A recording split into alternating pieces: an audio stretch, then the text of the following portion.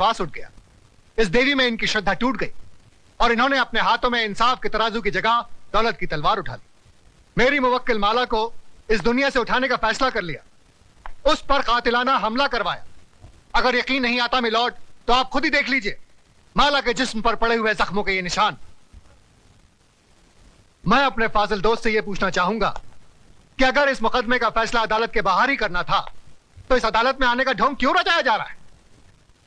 जब इन मासूम बच्चों के बयान के बगैर इस मुकदमे को अंजाम तक पहुंचाया जा सकता है, तो फिर इन्हें क्यों बुलाया गया है? अगर ताकतवर अपनी ताकत के जोर पर ही मुकदमे का फैसला करवा सकता है, तो यह अदालत क्यों बनाई गई है? अगर गरीब और बेबस को इंसाफ नहीं दिया जा सकता, तो बंद कर दीजिए यह अदालत। रुक जाइए जज साहब, आप अपना फैसला सुनाए इससे पहले मैं आपसे एक सवाल पूछना चाहती हूँ। पूछो। अगर मुकदमा ये वकील साहब जीत गए तो इन्हें ढेर सारे नोट मिलेंगे और इनका मौकिल छूट जाएगा, और अगर ये वकील साहब जीत गए तो इस आदमी को 7 साल की सजा हो जाएगी। दोनों ही सूरतों में मुझे क्या मिला? कानून ने मेरे साथ क्या इंसाफ किया? जो इंसान कानून की मर्यादा को तोड़ता है, कानून ही उसे सजा देता है। मर्यादा मेरी तोड़ी गई है, कानून की नहीं। इज्जत मेरी लुटी है, कानून की नहीं। Order, order. क्या मैं माथे पे लगे इस कलंक के साथ जी सकूंगी? कौन थामेगा मेरा हाथ? कौन भरेगा मेरी मांग में सिंदूर? किसके नाम का मंगलसूत्र मैं पहनूंगी अपने गले में? अरे इस देश में तो सीता माँ को भी अग्नि परीक्षा के बाद माफ नहीं किया गया था, फिर मैं तो एक मामूली सी लड़की हूँ। हर लड़की बचपन से एक ख्वाब देखती है कि एक दिन उसकी बारात आएगी, उसका राजा घोड़े पे सवार होकर उसे ब्याह कर डोली में ले जाएगा। पर मेरा ये ख्वाब ख्वाब ही रह गया। क्या मेरी बारात कभी नहीं आएगी? क्या मेरा राजा अब कभी नहीं आएगा? जज साहब, क्या मैं बिन ब्याही रह जाऊंगी? क्या मैं बिन ब्याही रह जाऊंगी?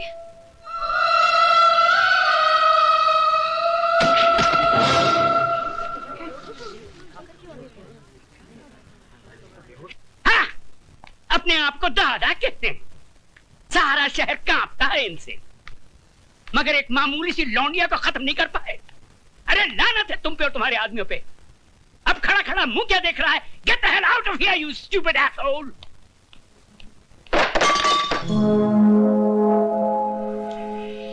कौन है वहां? सामने आओ वरना गोली मार दूंगा। तुम किस किस को गोली मारेंगे साहब? एक गुनाह को छुपाने के लिए और कितने गुनाह करेंगे? पूरा शहर तुम्हारे नाम पर थूक रहा है, पूरे शहर को मिटाएंगे। साहब, इंसानी बने रहना, भगवान बनने की कोशिश मत करना, वरना वो ऐसा मिटा देगा कि ना तुम जी सकोगे ना ही मर सकोगे। तुम्हारी ये मजाल कि हमारे सामने जबान खोलो। 40 साल लगे साहब, 40 साल, तब जाके जबान खुली है। पैसों से बहुत बड़े हो गए, लेकिन इंसान छोटे रह गए। कौशल्या, तुम्हें तमीज नहीं मालिक से कैसे बात की जाती है? तुम तमीज सिखाओगी मुझे, जिसने तुम्हारे मर्द को पैजामे का नाड़ा बांधना सिखाया है? अरे बहू, जब घर में आग लगी हो तो पानी डालकर उसे बुझाया जाता है, लेकिन तुम उस आग में तेल डाल रही हो। अगर इसी रफ्तार से तेल डालती रही तो कुछ ही दिनों बाद यहाँ हवेली नहीं शमशान घाट होगा। इनफ इज इनफ, नमक हराम, दफा हो जाए यहाँ से। और खबरदार जो फिर इस दहलीज पे कदम रखा। फिक्र मत करो साहब, तुम्हारी दहलीज पर पैर तो क्या, उस पर थूकूंगी भी नहीं। दोनों तरफ के गवाहों के बयानात सुनने के बाद और तमाम हालात को मद्देनजर रखते हुए यह अदालत इस नतीजे पर पहुंची है कि मुल्जिम राज ने जुर्म किया है और वो कानून का मुजरिम है। लेकिन कानून से पहले वो माला का मुजरिम है, जिसकी जिंदगी को उसने तबाह कर दिया और समाज में इज्जत से जीने का हक उससे छीन लिया। लिहाजा ये अदालत मुल्जिम राज को यह हुक्म देती है कि जिस लड़की को नंगा करके उसने बेइज्जत किया, उसी लड़की से शादी करके उसे अपने घर की इज्जत बनाए।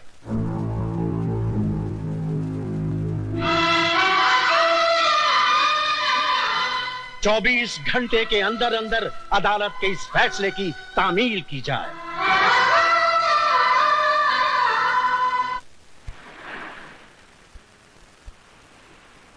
लिहाजा ये अदालत मुल्जिम राज को यह हुक्म देती है कि जिस लड़की को नंगा करके उसने बेइज्जत किया, उसी लड़की से शादी करके उसे अपने घर की इज्जत बनाए। 24 घंटे के अंदर अंदर अदालत के इस फैसले की तामील की जाए। मैं किसी भी कीमत पर उस लड़की को नहीं अपनाऊंगा। हाई कोर्ट में मुकदमा लड़ूंगा, सुप्रीम कोर्ट तक जाऊंगा। जाओ, जरूर जाओ। आज तो हम सिर्फ इस शहर में बेइज्जत हुए हैं, कल हमें सारे मुल्क में बेइज्जत करो और परसों सारी दुनिया में, ताकि वो लोग जिनकी आज तक हिम्मत नहीं हुई थी इस हवेली की तरफ आंख उठा के देखने की, घर में घुस आए और हमारे मुंह पे थूके। तो क्या मैं दुनिया की परवाह करूं, अपनी जिंदगी की नहीं? उस मामूली लड़की से शादी कर लूं मैं? अब वो एक मामूली लड़की नहीं रही, अखबारों की सुर्खियां बन गई है वो। इस शहर के हर आदमी की बेटी बन चुकी है वो। तुम्हारी भलाई बस इसमें है कि तुम कोर्ट का ऑर्डर मान लो और उस लड़की से शादी कर लो, वरना ये घर तबाह हो जाएगा। मैं आपके लिए 7 साल की सजा काटने के लिए तैयार हूं, मगर उस लड़की से मैं हरगिज़ शादी नहीं करूंगा। जिस लड़के ने सुबह का सूरज तक न देखा हो, जिसे किसी चीज को हासिल करने के लिए कोशिश तक न करनी पड़ी हो, उसे क्या मालूम कि जेल की कोठरी क्या होती है, उसका अंधेरापन कैसा होता है। अगर आप नहीं चाहते कि मैं 7 साल की सजा काटूं, तो क्या उम्र भर की सजा भुगतूं उस लड़की से शादी करके, अपनी जिंदगी तबाह कर लूं? शादी तुम करोगे, लेकिन अपनी जिंदगी तबाह करने के लिए नहीं, बल्कि उसकी जिंदगी तबाह करने के लिए। हम समझे नहीं बहू। बाबूजी, अदालत से उसने अपने लिए जिंदगी नहीं, मौत मांगी है। इतने जुल्म और सितम ढाऊंगी कि इस हवेली की बहू बनने का ख्वाब मिट्टी में मिल जाएगा।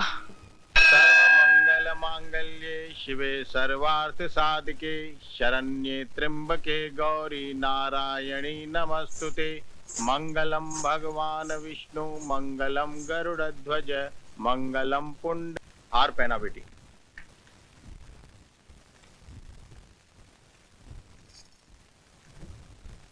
अपनी पत्नी की मांग भरो।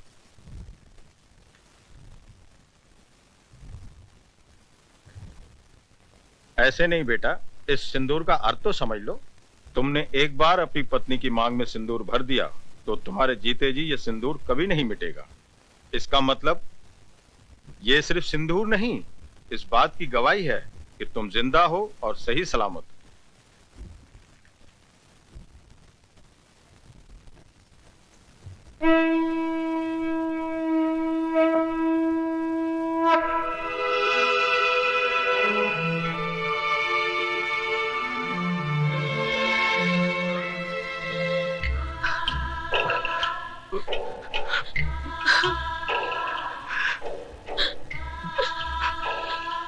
जा बेटी जा, मैं वाहिगुरु से झोली फैला के तेरी खुशियों की भीख मांग लूंगा। जा।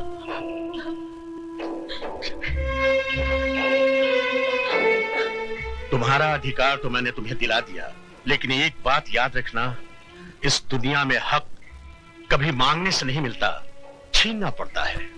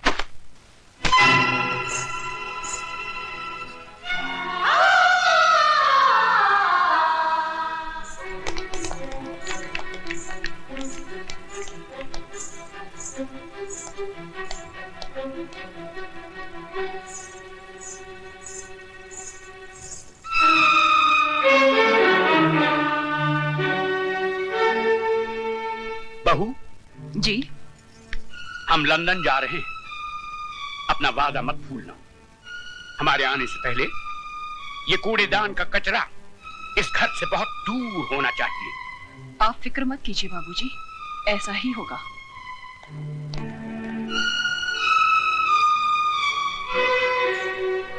ओ महारानी, वहां कहाँ चली? जी मैं। रामू, जी मैम साहब। इनको जरा इनका महल दिखा दो। मुझे महल नहीं, मुझे मेरे पति के चरणों में जगह चाहिए। ओए होए, सती सावित्री की बात तो सुनो। लगता है बाप ने ठीक से समझा बुझा कर भेजा है कि उंगली पकड़कर पोंछा कैसे पकड़ा जाता है। कान खोलकर सुन ले, इस घर में मालिकों का कमरा अलग और नौकरों का कमरा अलग है।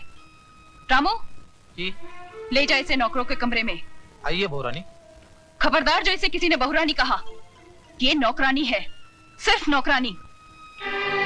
शारदा, ये क्या कर रही हो तुम? ऐसा सलूक थोड़ी किया जाता है। तुम चुप रहो जी। खबरदार जो तुमने इसकी तरफदारी की तो जाओ, जाके अपना काम करो।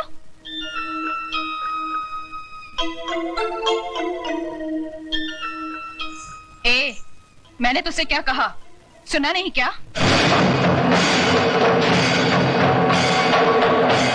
सुनो बड़ी बहुरानी, ये सिंदूर बाजार में 2 पैसे में जरूर मिलता है, लेकिन जब किसी औरत की मांग में भर दिया जाता है तो इसकी कीमत भगवान भी नहीं चुका सकता। फिर तू क्या चीज है?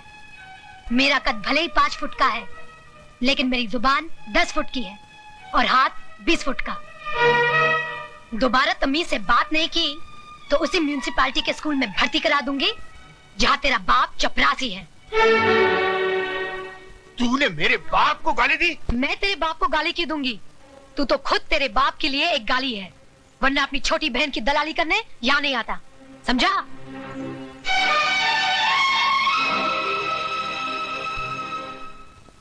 अयो स्वामी, आज खुशी का दिन है, फिर आपका बैटरी काय को डाउन है? ओए खोत्या, जिस बाप की एको एक बेटी उसके जिगर का टुकड़ा उससे दूर हो जाए तो रोएगा नहीं तो क्या भांगड़ा करेगा? देखो दारजी, हॉर्न का वायर ब्रेक में मत घुसाड़ो। अरे हमारा बहन कितना बड़ा घौर में शादी करके गया है। ये भी कोई शादी थी? मेरी बच्ची की ख्वाहिशें उसके दिल में ही रह गई। कैसे कैसे ख्वाब देखे थे उसने। बैंड बाजे के साथ उसका दूल्हा घोड़ी पे सवार होके बारात लेके आएगा, हजारों लोग उसके ब्याह में शरीक होंगे।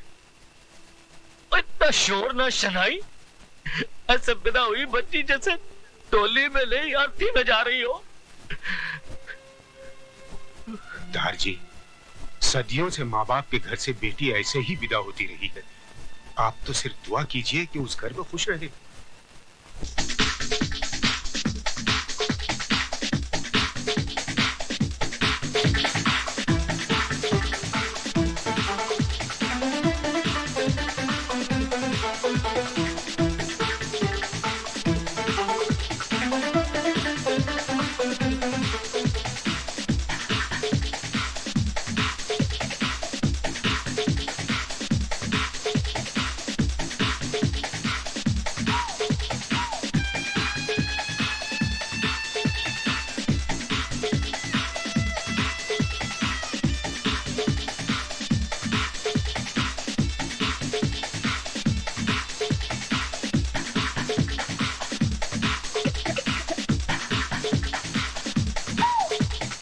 यार राज, महफिल में सभी हैं, सिर्फ वही नहीं है जिनके लिए महफिल सजी है। सुरेश, जूतों को पैरों में पहना जाता है, सर पर नहीं रखा जाता। अच्छा राज, हम चलते हैं, रात काफी हो गई है, फिर तुम्हारी सुहागरात भी है। हमारा शेर सुहागरात नहीं, सुहाग दिन मनाता है। और वो तो ये कब का मना चुका है, ये बात सारी दुनिया जानती है।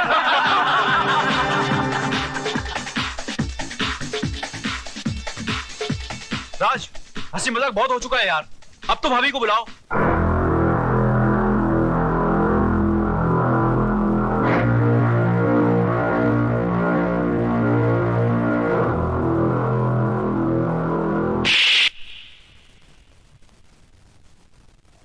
दोबारा उस 2 टके की लौंडिया को अगर भाभी कहा तो जान से मार दूंगा। कानून ने उसे बाजार से खरीद कर सिंदूर और मंगलसूत्र तो दे दिया, मगर वो मेरे शरीर को, मेरी आत्मा को कभी हासिल नहीं कर पाएगी। Do you understand? Yes, I am sorry.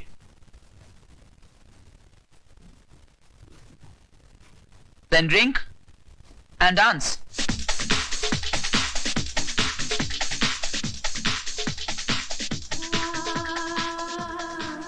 तुम्हारा अधिकार तो मैंने तुम्हें दिला दिया, लेकिन एक बात याद रखना, इस दुनिया में हक कभी मांगने से नहीं मिलता, छीनना पड़ता है।